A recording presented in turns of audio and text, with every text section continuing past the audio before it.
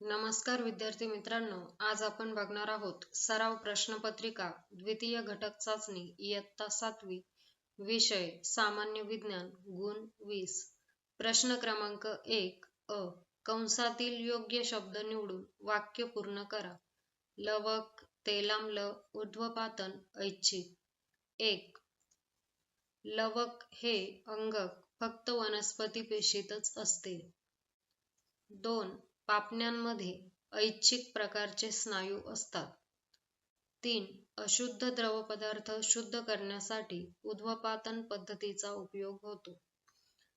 4. साबण हा तेलाम्ल व सोडियम हायड्रॉक्साईडचा क्षार आहे. ब. सांगा माझी जोडी कोणाशी? अ समूह, ब समूह. 1. हृदय स्नायू. उत्तर आहे आम्ही कधीच थकत नाही. 2. पेप्सिन. उत्तर आहे क. जठर रसातील विकार. 3. पेटके येणे. उत्तर आहे ड. स्नायूंचे अनियंत्रित व वेदनामय आकुंचन. 4. अस्थिस्नायू. उत्तर आहे अ. नेहमीच जोडीने कार्य करतात. क.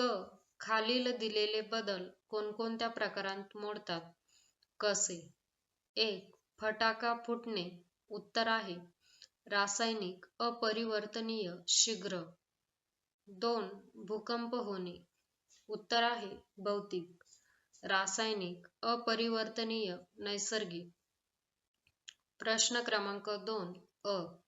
खाली दिलेल्या संज्ञांवरून मूलद्रव्यांची नावे लिहा. कोणतेही 2. 1. Zn. उत्तर आहे झिंक. 2. Br. उत्तर आहे ब्रोमिन.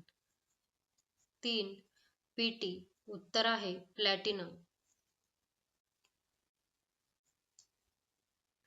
ब. शास्त्रीय कारणे द्या. कोणतेही 2.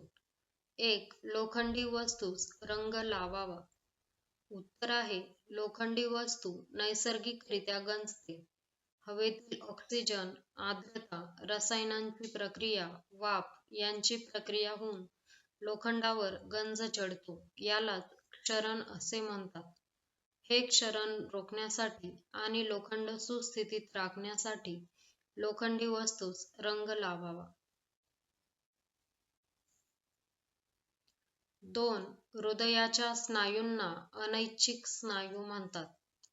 उत्तर आहे हृदयाचे स्नायू आपल्या इच्छेवरून काम करीत नाहीत. ते मृदू प्रकारचे असून त्यांचे कार्य अविरतपणे चालू असते. म्हणून हृदयाच्या स्नायूंना अनैच्छिक स्नायू म्हणतात. 3. लाकडी वस्तूस पॉलिश करावे. उत्तर आहे लाकडी वस्तूचे लाकूड हा सेंद्रिय पदार्थ आहे. त्याच्यावर सहज बुरशी किंवा वाळवी लागू शकते. हा बदल नैसर्गिक परंतु अपरिवर्तनीय आहे. पॉलिश लावल्याने लाकडामध्ये नैसर्गिक बदल होण्याची प्रक्रिया मंदावते. हा हानिकारक बदल रोखण्यासाठी लाकडी वस्तूस पॉलिश करावे. 4. लोणी काढण्यासाठी ताक घुसळले जाते. उत्तर आहे घुसळणे ही एक पदार्थ वेगळी करण्याची पद्धत आहे. ताकात लोण्याचे कण विखुरलेले असतात. घुसळण केल्याने केंद्र अपसारी बलाने ते एकत्र येऊन त्याचा एकच गोळा बनतो. लोणी ताकापासून वेगळे करण्यासाठी ताक घुसळले जाते. क. खालील प्रश्नांची उत्तरे द्या. कोणतेही 2. 1. फरक स्पष्ट करा. धातू आणि अधातू. उत्तर आहे धातू आणि अधातू. 1. धातूंना चकाकी असते. अधातूंना चकाकत नाहीत. 2. धातू वर्धनीय असतात. अधातू वर्धनीय नसतात. 3. धातूंना तन्यता असते. अधातूंना तन्यता नसते. 4. धातू उष्णता व विजेचे सुवाहक असतात. उदाहरणार्थ सोने, चांदी. अधातू उष्णता व विजेचे पूर्वाहक असतात. उदाहरणार्थ ऑक्सिजन, हायड्रोजन.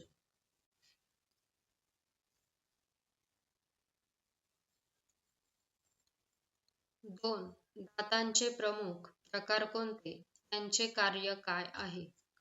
उत्तर आहे, दातांचे प्रमुख 4 प्रकार आहेत. ते म्हणजे पटाशीचे दात, सुळे, उपदाढा आणि दाढा होय.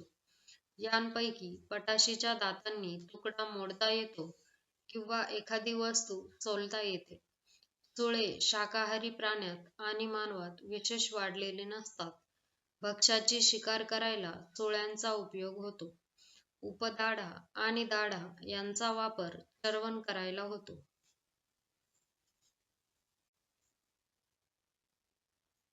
3. सूक्ष्मजीव म्हणजे काय? सूक्ष्मजीवांचे विविध प्रकार कोणते? उत्तर आहे, आपल्या सभोवताली सगळीकडे आहेत, पण जे आपल्या डोळ्यांनी सहज दिसत नाही आणि त्यांना पाहण्यासाठी सूक्ष्मदर्शकाचा वापर केला जातो. अशा सजीवांना सूक्ष्मजीव म्हणतात. जीवाणू व विषाणू, कवकवर्गीय बुरशी, पाण्यात आढळणारे शैवालाचे तंतू आणि आदिजीव इत्यादी सूक्ष्मजीवांचे विविध प्रकार आहेत. 4. सुबक व नामनिर्देशित आकृती काढा. प्राणीपेशी.